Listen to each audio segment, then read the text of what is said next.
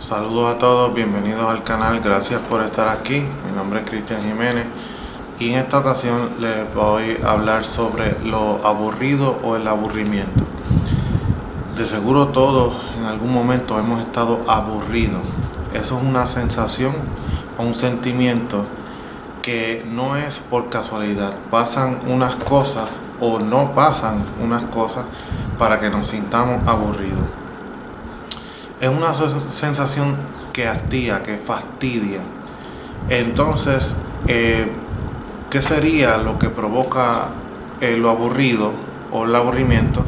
¿Y qué es lo que en realidad sentimos cuando estamos aburridos? Fíjense, yo le digo esto a mis estudiantes, que la palabra aburrido tiene en el medio burro, aburrido. Y si notan el comportamiento de un burro pudiera estar todo el tiempo, todo el día masticando y mirando para el frente y haciendo hacia el frente y haciendo prácticamente nada. Entonces, prácticamente de lo que estamos hablando aquí es de una sensación que refleja una carencia. O sea, estamos carentes de qué. Lo aburrido es un sentimiento que refleja una carencia precisamente de diversión. O sea, entendemos lo aburrido precisamente por su contrario, que es la diversión. Cuando nos estamos divirtiendo, fíjense que la palabra diversión, cuando vamos a la etimología, habla de diverso. O sea, algo divertido es algo diverso en el sentido de que puede tener diferentes versiones, formas de hacerse, ¿verdad?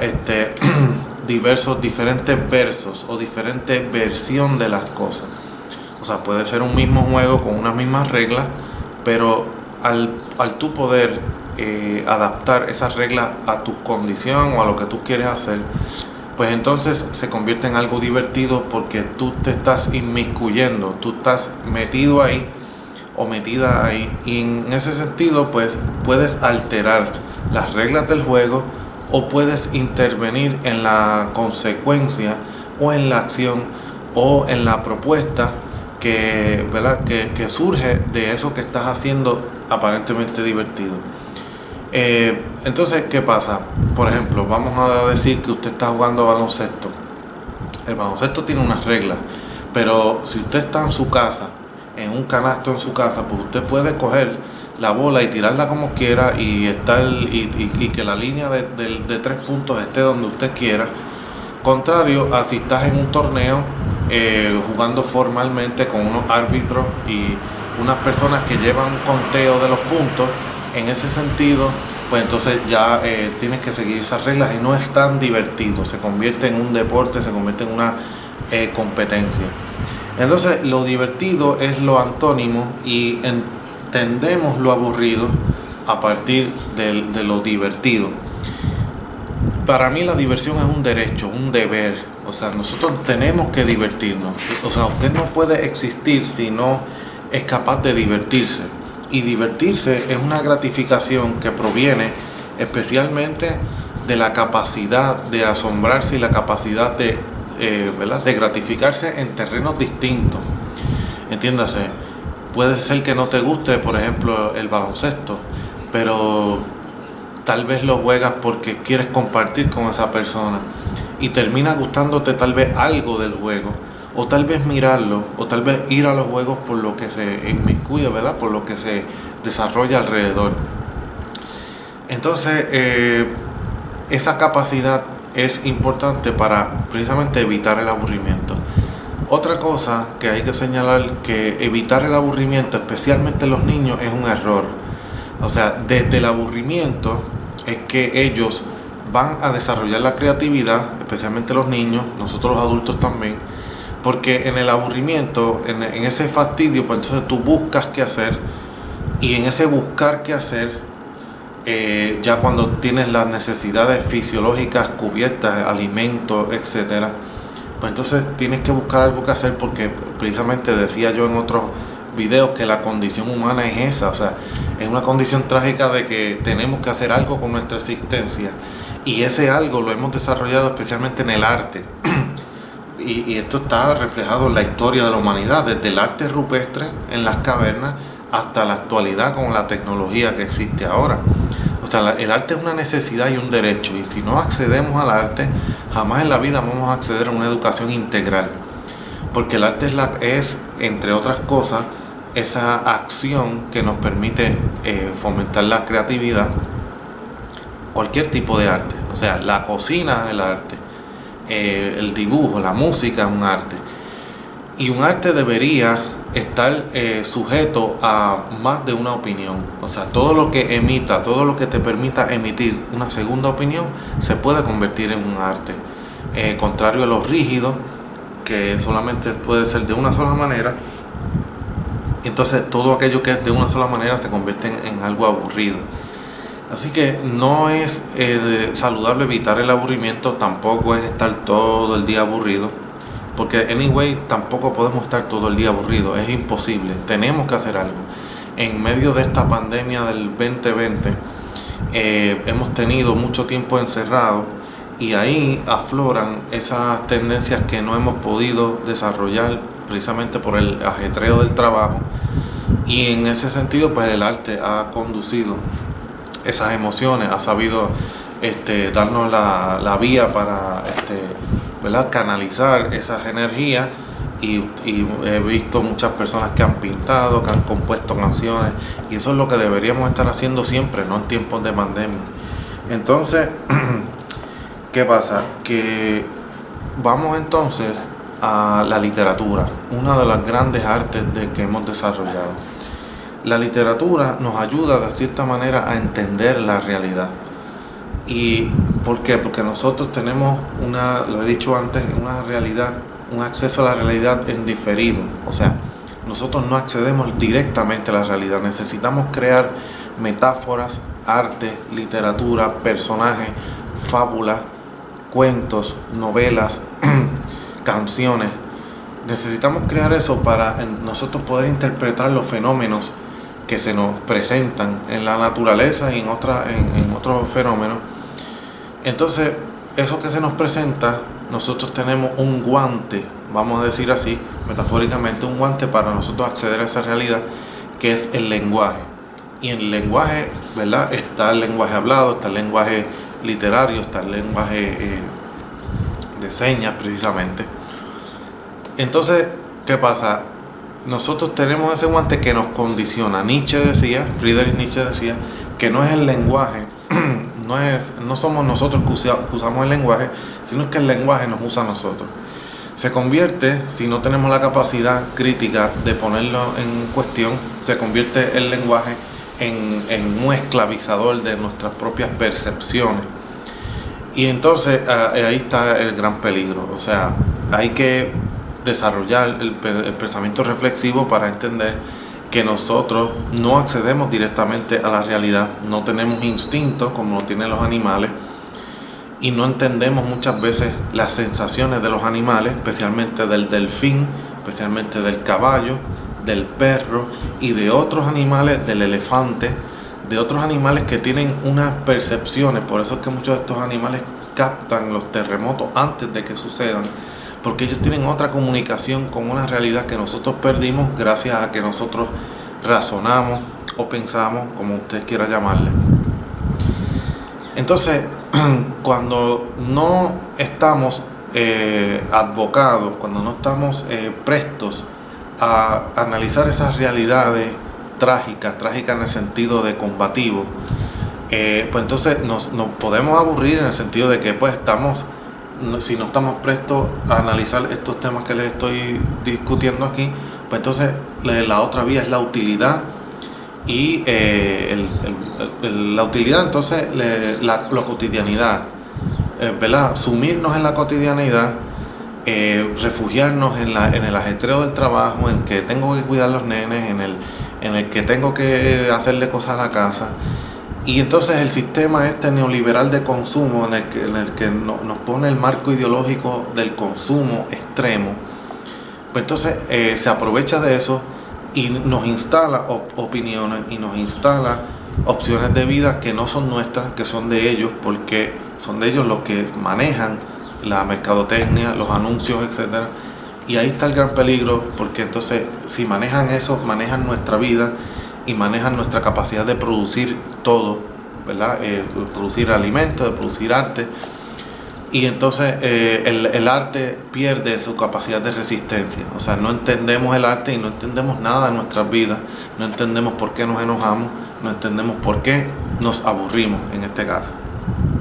Así que dicho todo eso, el aburrimiento no es necesariamente negativo, sino que se convierte en una angustia constante, en un fastidio de vida cuando no sabes cómo gestionar las emociones, no tienes ocurrencias, lo decía en un video anterior, cuando no se te ocurren cosas. O sea, si usted es capaz de aburrirse, tiene un problema en el sentido de que no tiene muchas veces, ¿verdad? No tiene muchas veces esa condición de sentarse a simplemente a pensar. Por ejemplo, a veces a mí me ven pensando así, en esta posición, ¿y qué tú haces? Como la pregunta me dicen, ¿qué tú haces? Pero pues ¿qué yo hago? Pues pensando, o sea, es como que estoy así y no estoy haciendo nada, pero en mi mente están pasando cosas. El sistema neoliberal que te obliga a trabajar para poder sobrevivir tiende a condicionarte de una manera que tú terminas creyendo que si no estás haciendo algo físico con las manos, que se vea tangible, que sea productivo en el sentido de utilitario, no estás haciendo nada.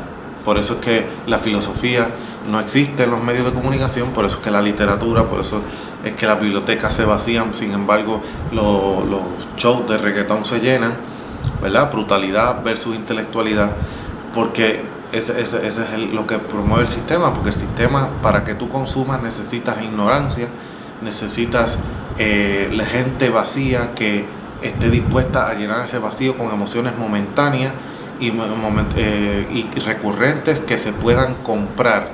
La filosofía es algo que no se puede comprar, la intelectualidad es algo que no se puede comprar, el arte no se puede comprar, porque una cosa es el arte en cuanto a creación de comunidad de sentido y otra cosa es la industria cultural que dice que hay una industria del arte, y eso no es arte en sí, estos son eventos, estos son cosas que se producen para satisfacer un mercado, especialmente un mercado de consumo. Entonces vamos, ¿verdad? Vamos entonces, les voy a presentar esta obra magistral del padre de la literatura y de la cultura y de la identidad puertorriqueña, Alejandro Tapia y Rivera, que se llama Póstumo el Transmigrado. Y también esto es una secuela, ¿verdad? Esto es una novela que le escribió en dos partes, que está Póstumo el Transmigrado y Póstumo el Envirginiado. La primera parte es el Póstumo el Transmigrado. Aquí está nuestro padre de la literatura puertorriqueña, Alejandro Tapia y Rivera, y a su vez de la identidad puertorriqueña. Les recomiendo, si quieren saber más de Alejandro Tapia, hay videos en YouTube, documentales enteros. Son pocos, pero los pocos que hay uno específico que es de Roberto Ramos Perea. Este señor Ramos Perea es uno de los grandes intelectuales que tenemos en Puerto Rico, un dramaturgo de los mejores del mundo, y tiene un documental sobre Alejandro Tapia, uno de los, ¿verdad? Yo creo que él es el intelectual que mejor ha estudiado la figura de Tapia. Y entonces ahí descubren quién era este señor magistral que escribe, entre otras obras, esto es una de ellas, Póstumo el Transmigrado y El Envirginiado es una de ellas. Entonces en el comienzo de la segunda parte de Póstumo el Envirginiado, para que tengan una idea, Póstumo, fíjense el nombre sugestivo, Póstumo es un señor que transmigra en el cuerpo de su enemigo. En la primera parte el transmigrado, por eso, o sea, él muere y después su alma regresa a acaparar el cuerpo del que fue su enemigo, y su enemigo se llama, ¿verdad? Sisebuto, y entonces el enemigo es enemigo porque se convierte en el esposo de su compañera Elisa. Y nada, deberían leerla, no importa de qué país sea, ¿verdad? Deberían leerla porque es bien magistral. Entonces, fíjense, en el Póstumo el Envirginiado Ya el primer capítulo se llama La Vuelta al Mundo. Y en este capítulo se reseña cómo es que él muere por segunda vez, ¿verdad? Póstumo, y se aburre allá en el cielo y quiere transmigrar, y se llama Virginiado porque transmigra en una dama que se llama Virginia. Entonces, diciéndole, ¿verdad? Estaba aburrido en el cielo, ¿verdad? Estaba aburrido en el cielo póstumo. Y en el capítulo 1, fíjense cómo dice el narrador: fastidiábase de la inacción y comenzó a suspirar de nuevo por el mundo. Fastidiábase de la inacción. Ahorita les dije que el aburrimiento tiene que ver con el fastidio. Le decía Sisebuto al ángel que estaba allí con él: ángel mío, aquí se aburre uno de lo lindo. El mundo de la tierra, que no he logrado olvidar, será el peor de los imaginables. Pero siquiera allí pasa algo, hay vida, emociones, en tanto que aquí, bien dijo no sé quién, que a esto de limbos no debían venir sino los nenes que no están en aptitud de hallarse ni en pena ni en gloria. Fíjense, pero siquiera allí pasa algo. O sea, el aburrimiento es cuando no pasa nada. Por eso que el burro está todo el día ahí masticando. Hay vida, emociones. O sea, la vida y las emociones son lo contrario al aburrimiento. Tal parece que para que no nos aburramos, ¿verdad? Pues necesitamos vida, emociones. Y cuando necesitamos vida, emociones, no podemos estar todo el tiempo quietos así, estáticos, porque eso sería lo mismo que estar muerto. O sea, necesitamos vida y emociones. ¿Y qué necesitamos para que haya vida y haya emociones? Decía Nietzsche: donde hay vida hay resistencia. Cuando usted estudia la voluntad de poder de Nietzsche, ¿qué es lo que significa eso? Y las intempestivas. Nietzsche lo que quiere decir es que donde hay vida y resistencia, donde hay vida hay una lucha de poder, hay una voluntad de poder. Y la voluntad de poder requiere inevitablemente el conflicto. O sea, no podemos vivir sin el conflicto, sin los contrarios. O sea, Dios, para que la metáfora de Dios tenga algún sentido, necesita a Satanás o algún enemigo o la maldad o como se llame. Le digo yo a mis estudiantes a veces: piensen qué pasó, porque si Dios es omnipresente, etcétera, todo lo que quieran, y no tiene historia porque es increado, pues ¿por qué nos creó a nosotros? ¿Cuál es el sentido? Y muchos me dicen: no, que no me metan en eso porque Dios sabe todas las cosas. Pero es que yo tengo criterio, yo tengo discernimiento, yo tengo razón y tengo lenguaje. Y si tengo eso, tengo que razonar, porque si no, de lo contrario sería un ser vivo, no un ser existente. Tengo un video que se llama Vida o Existencia, ¿verdad? En este mismo canal lo pueden, abarco ese tema con más profundidad. Entonces, para que Dios sea el bueno, necesitamos uno malo, necesitamos el conflicto. O sea, si no, Dios no tendría sentido. Así que sin Satanás no tenemos ni la metáfora de Dios bien planteada. Así que nos definimos por el contrario. Lo decía Jacques Le Goff en la infancia de Europa, la Edad Media como infancia de Europa. Y al contrario en el caso de Jacques Le Goff, cuando está analizando la historia, ¿verdad?, de la infancia de Europa, etcétera, ese contrario sería el Islam, el contrario del cristianismo. Así que el enemigo es necesario. O sea, ¿qué haría el correcamino sin el coyote? En la serie de los muñequitos animados, pues absolutamente nada, no tiene sentido. A la vez, a sí mismo Dios no tiene sentido sin Satanás. Y Dios estaba aburrido un día y creó el cielo, creó la tierra, etcétera, etcétera, y nos creó a nosotros. Lo mismo con el mito de Atrahasis, mito sumerio. Y todos estos mitos apelan al conflicto. Usted dígame una sola historia que usted pueda contar sin conflicto. O sea, es imposible. Así que huir de la angustia y del conflicto lo que te convierte en un mediocre, y entonces te conviertes en un ser aburrido. Así que fíjense cómo es que la literatura nos ayuda a entender mucho más profundo lo que significa el aburrimiento. Siquiera allí pasa algo, en tanto que aquí no pasa nada, hay vida y emociones. Para que haya vida y emociones necesitamos la pelea, y por eso, o la pelea o el conflicto, como usted quiera llamarlo, y la discusión y el debate, y de lo contrario no podemos existir. Es imposible existir. Una cosa es vivir, la vida es algo que se da, y otra cosa es existir. O sea, para existir es algo que hay que ganarse. ¿Está bien?